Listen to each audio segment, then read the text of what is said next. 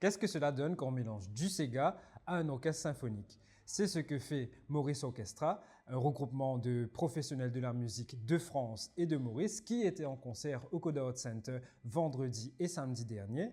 Donc nous avons eu la chance de voir ce que ces professionnels ont fait, notamment en collaborant avec des jeunes Mauriciens. Et il y avait aussi un groupe parmi eux, Trio Cholo, qui fait du Sega d'une manière un peu inédite. On parlera de tout ça dans l'entretien avec William Ross, Étienne Brousse et Mathieu Michel.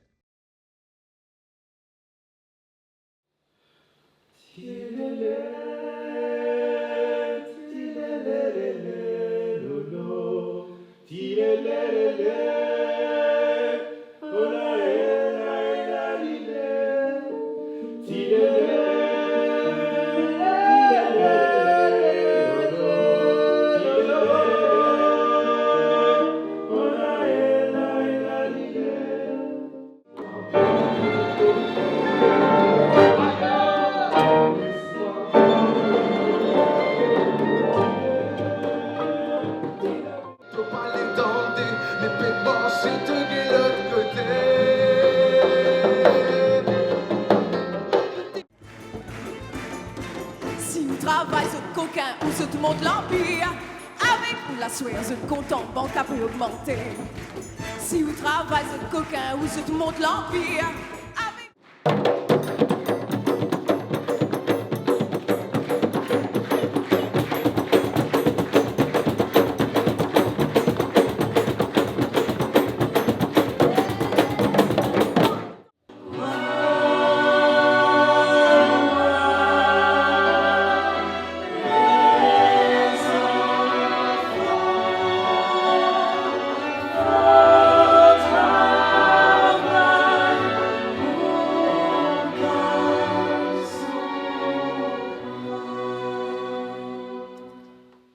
Donc, merci de nous retrouver. Nous sommes avec Mathieu Michel, chanteur et percussionniste, William Ross, clarinettiste et Étienne Brousse, guitariste.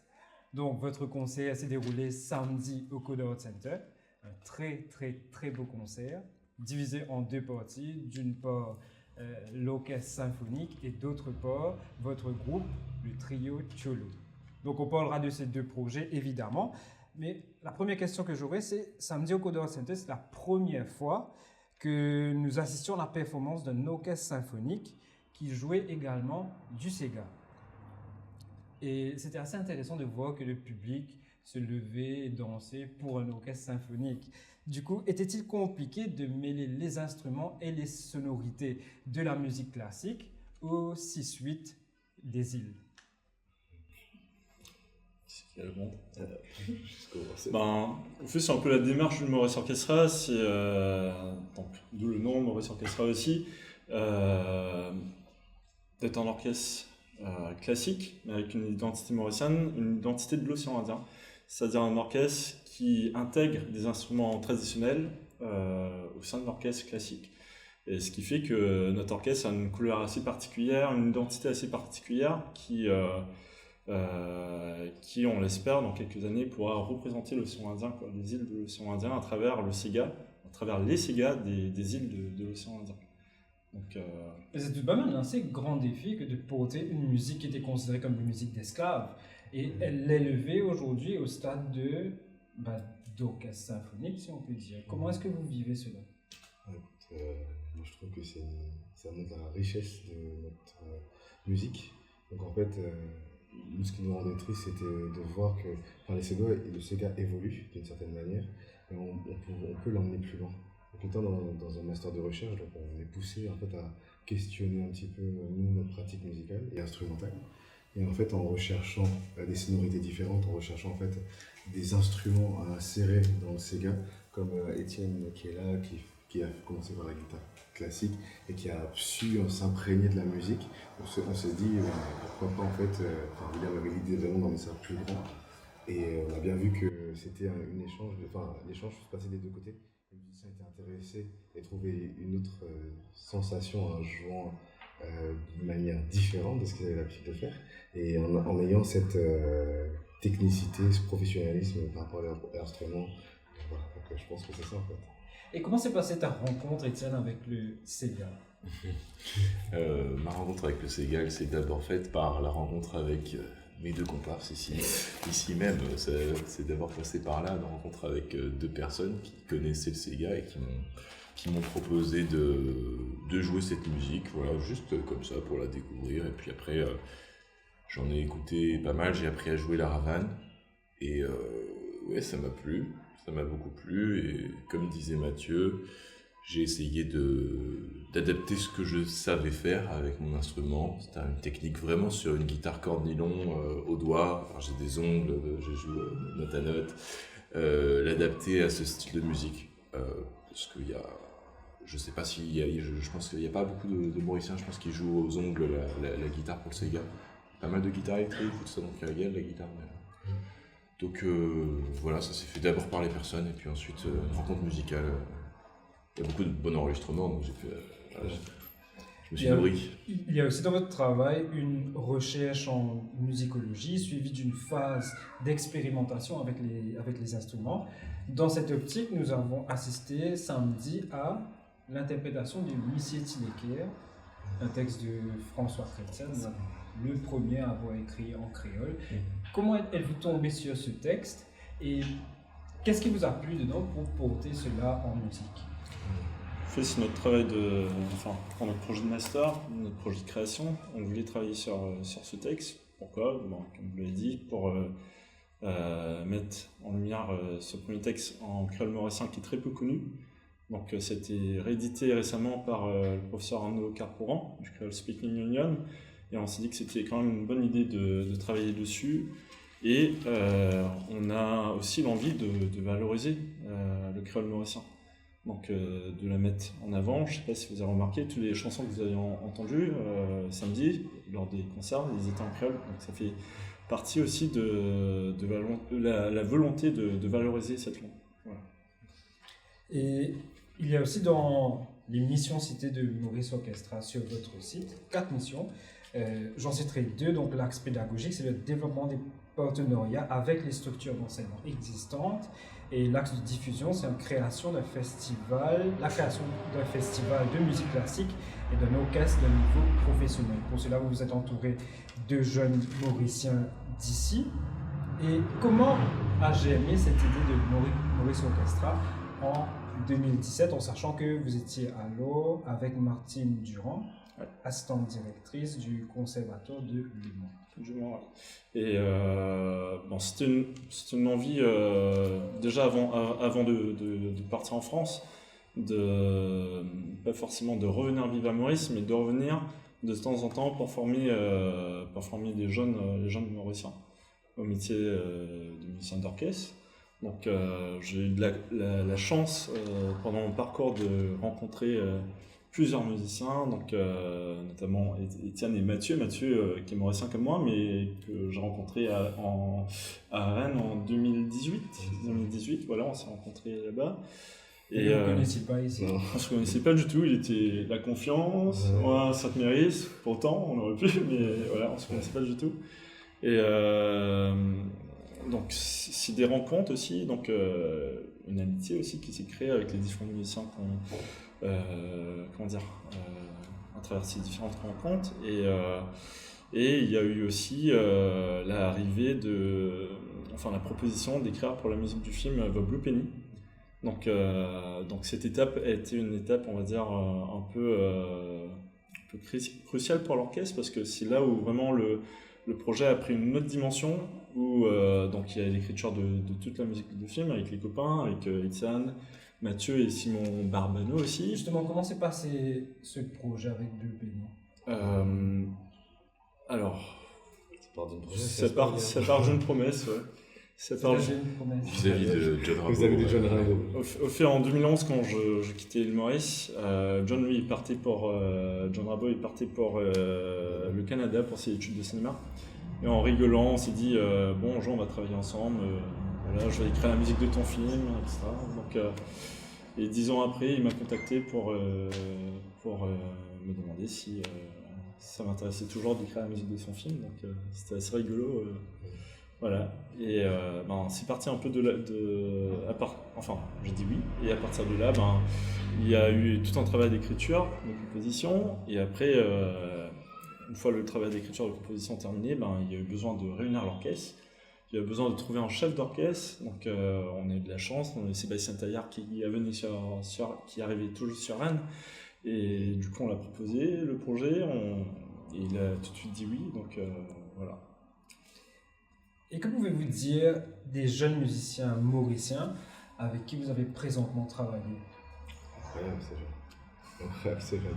Enfin, je sais pas, moi, il y a quelque chose qui me touche le plus, c'est... Moi, on est tous les trois, enfin, la plupart des gens qui sont venus, on est quand même enseignants dans des établissements. Et on réalise que l'envie des Mauriciens, la passion qu'ils ont pour la musique, genre c'est un truc de fou. Nous, parfois, pardon, mais ce que je veux dire, c'est vrai que parfois on s'embête pas, mais il y a des gens qui viennent par rapport à leurs parents et qui n'ont pas l'envie de travailler un instrument, et nous, on essaie de les motiver comme on peut.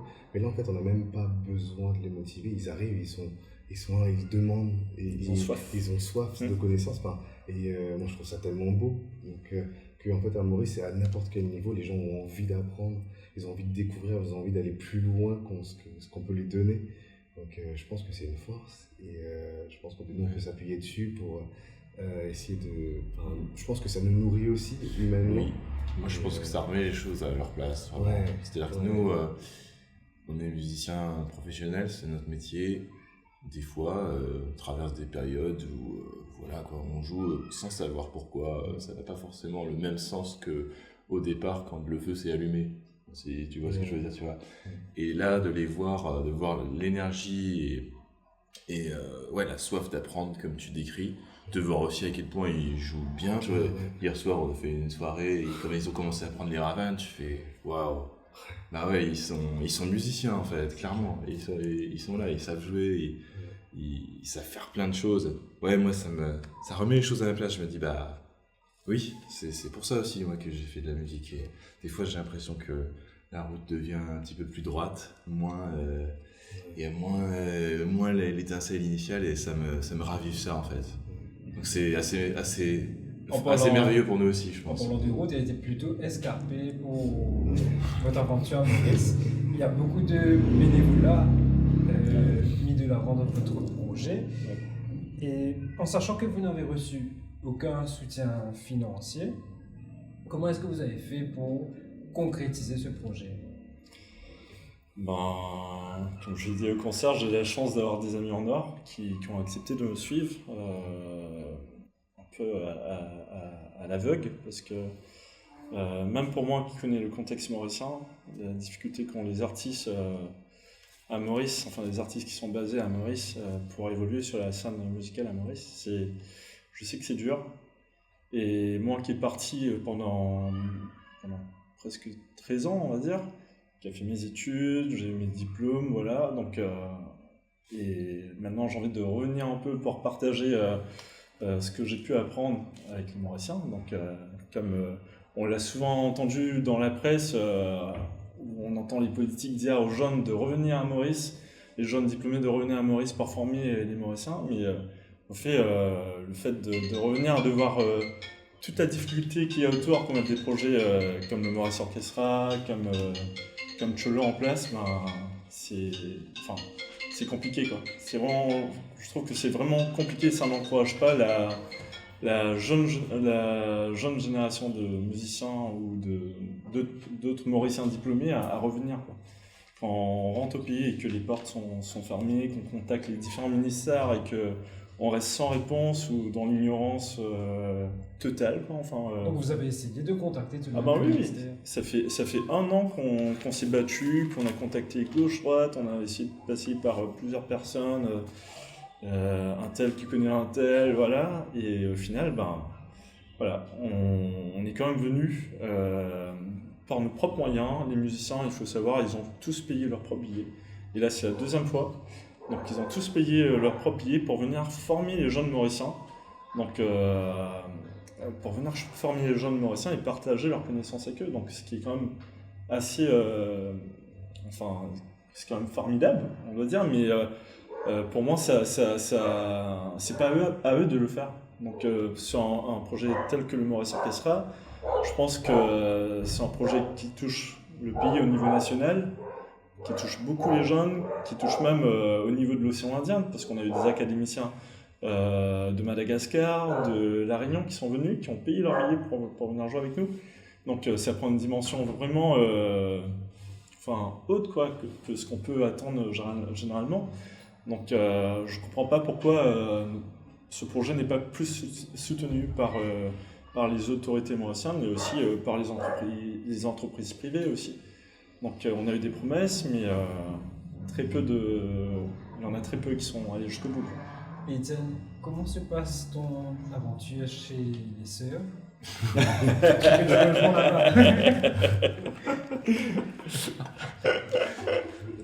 Comment vais-je répondre à ça? Je m'élève spirituellement. Non, tu évoques, c'est qu'on a été aidé. Alors rappelle-moi peut-être. Bon, on a eu des difficultés à se loger. Ouais, donc au départ, on était chez des familles, chez nos familles distinctives, mais pour nous c'était compliqué, notamment, parce qu'on a besoin de créer une cohésion d'équipe. Et il se trouve qu'on a trouvé un mécène sur le tard qui a accepté de prendre en charge notre hébergement. Et c'est comme ça qu'on s'est retrouvés chez les sœurs du BPS. On a été très bien accueillis. Ouais. Donc on a la chance d'avoir un bâtiment pour nous tout seuls. Ouais. On est autonome. Et voilà, on sent vraiment qu'elles sont contentes qu'on soit là.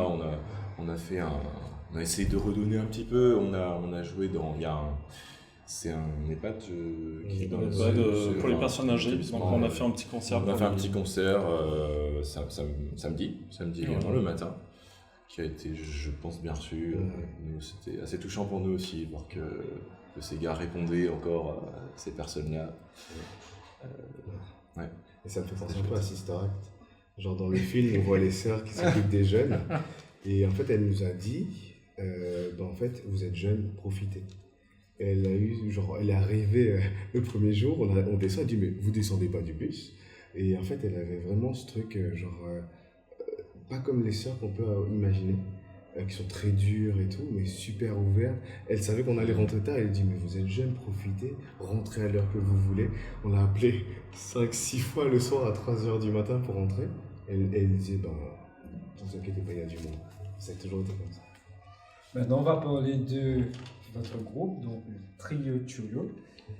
À savoir que Chulo a bien des égards est un terme péjoratif. Et vous le citez d'ailleurs dans une interview, et vous dites dans cette interview, en choisissant le nom Chulo, cela nous permet d'affirmer notre attachement au Sega et aussi de défendre cette musique qui a été longtemps méprisée. Pourquoi avoir retenu ce nom et qu'en disent vos familles? En gros, c'est de dire, ouais, mais je donne un groupe Chulo. Ouais. Au fait, on voulait surtout affirmer ce terme, parce que Chulo, ça veut dire quoi? Premièrement, c'est un terme péjoratif qui dénigre des musiciens, des danseurs, des pratiquants du Sega.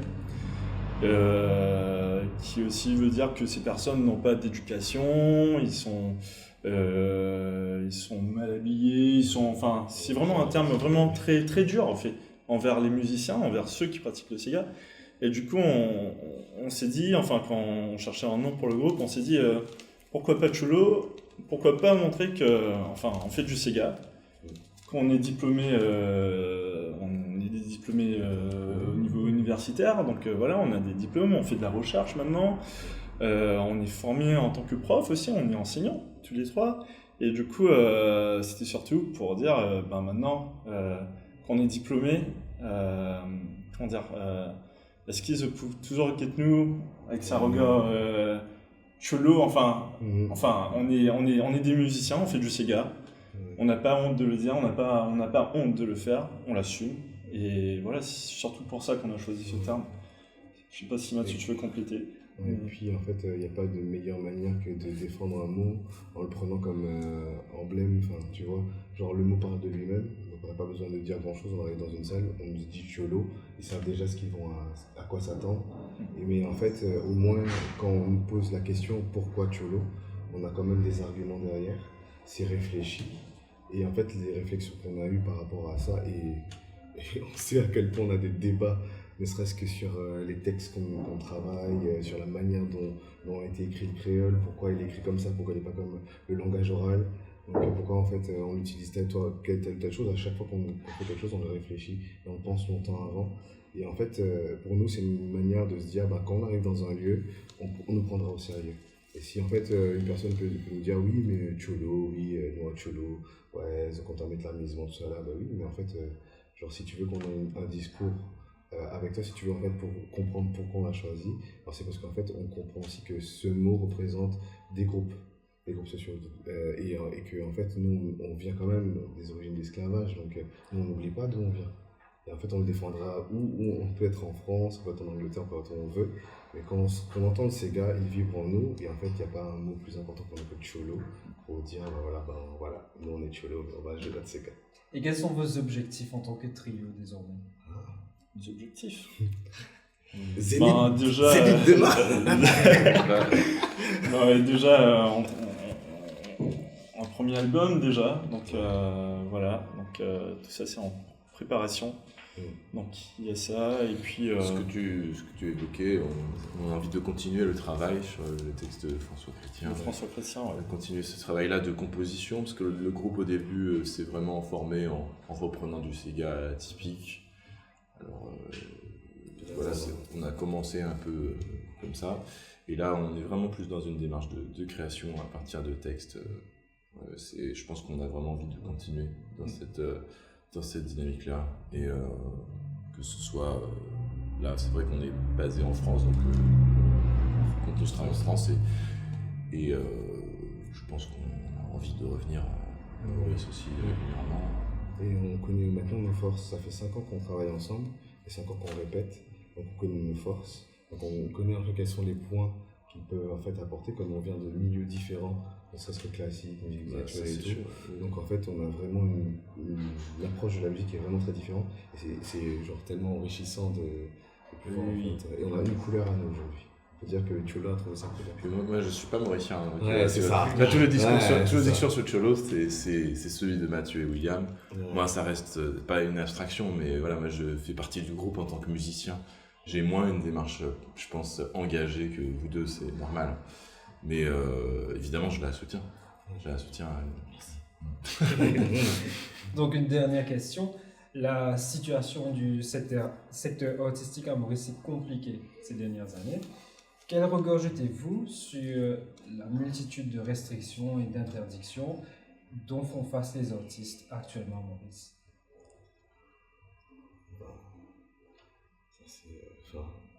Pour moi, personnellement, je trouve que c'est quand même...